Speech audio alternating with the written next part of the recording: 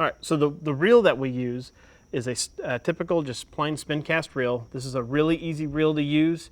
It's any of the fishing clinics that we use here in Oklahoma, or anybody we're introducing fishing to, this is what I highly recommend that you use. It's pretty simple because there's just you just use this button back here to operate, to release the line. There is a bait cast and a spin cast reel that you could also use, but this is the most simple form for anybody starting fishing. So let's go ahead and get started here. And the first thing I'm going to do is I'm going to go ahead and tie my hook on. And we use, fishing clinics in Oklahoma, we use what we call the improved clinch knot. It's probably one of the easiest knots for you to learn to use. And the first thing that you want to do is take your hook and run the end of the line through the eye of the hook. Okay, and then you're going to twist that line 5 or 6 times. And once you twist it, you're going to take the end of your line and run that through the loop right below the eye of the hook. And as you do that, you're going to create a second loop. Do this with that one. Creates a second loop that you're going to run your line back through, just like this. And one of the important things about fishing, and if you've ever been fishing before, is before you cinch that down, you want to actually wet that line. You can use your mouth, or if you're near the pond or the lake or something, you can get it wet in there.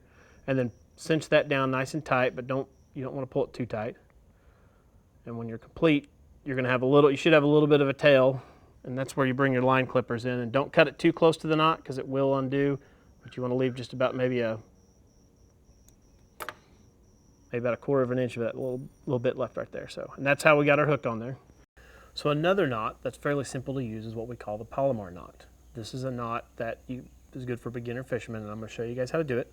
The first thing you want to do is take the end of your line, and you're going to run it through the eye of your hook. Okay. Pull it through quite a ways because you're going to actually bring the end of the line back through the eye of the hook. So now you've kind of doubled up the line inside that hook. And it should look like this. And then the next step is just kind of like so treat this just as one line, just like you're starting to tie your shoe. You're going to start like a simple knot or just a regular knot here and run that up through just like this.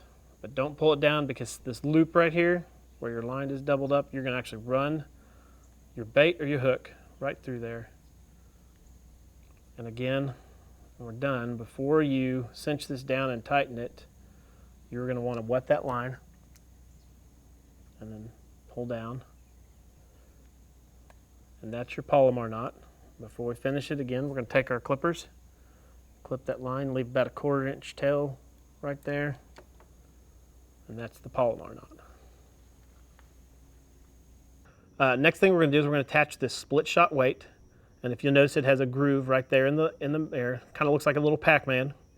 And then there's also these little wings on the back of it. That's what they're referred to as wings, and those wings are designed so that once you clip this on there, you can actually take it back off.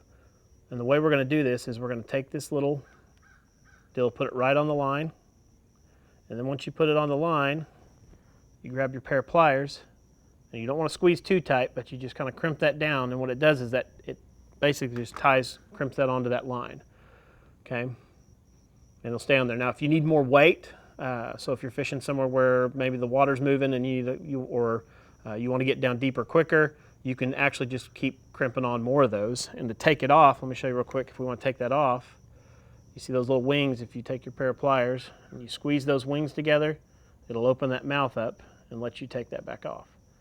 And again, we can put it back on there, run that line down in there, and pinch that back on. So again, it's a reusable split shot weight.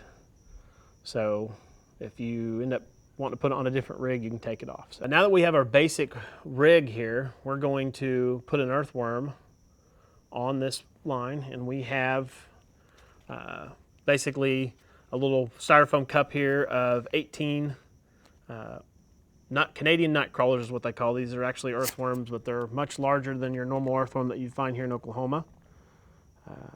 Now, with a hook this size, you're not going to be able to put this entire worm on there. So if you're a little squeamish and you don't like doing this, you can use scissors to cut these worms or any other type of like a knife or something to cut them, but Typically when I'm out there, I'll just take about a 1-inch piece of that worm and pinch it, put the rest of the worm back in my cup. You want to keep those worms nice and cold so they don't go bad. And then get our hook here. And there's a couple different ways. That you can put this worm on the hook. There's one that a lot of people call like the sock method, where you just put it on, like you just take the worm and you slide it right up on there like a tube over the hook.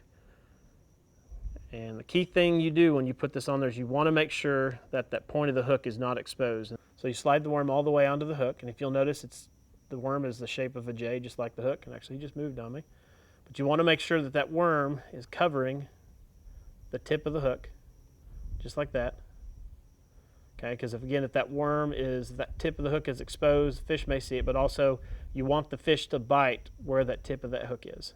So that's basically the tube method or the sock method of just sliding that worm right on the hook. Okay. Now the other method that we can use, that we use at our events, and this is probably one I prefer to do, and it's a little more complicated, but once you learn to do it, it's pretty easy, is actually weave the worm onto the hook. And I hold the hook like this, and I actually stab the worm and run it all the way through. And then I'll kind of stretch the worm out and just keep doing this until I put that whole worm on the hook.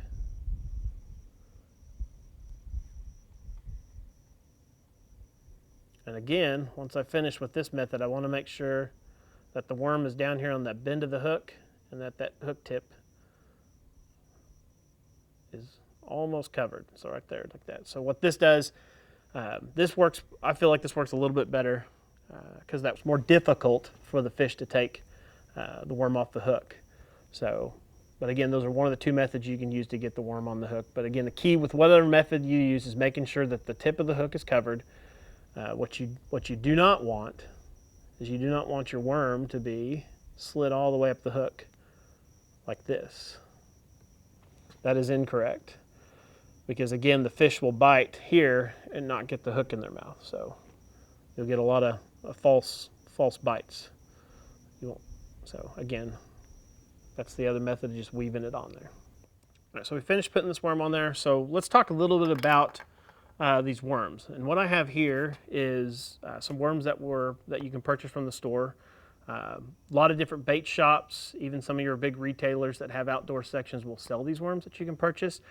You can also, if you want and you have the time, you can actually go in your backyard, dig up some worms, to use your own, and maybe get a styrofoam cup like this to put them in, because you've got to keep them cool. If they get exposed to the sun too long or get too hot, they won't survive, and you want to keep them fresh.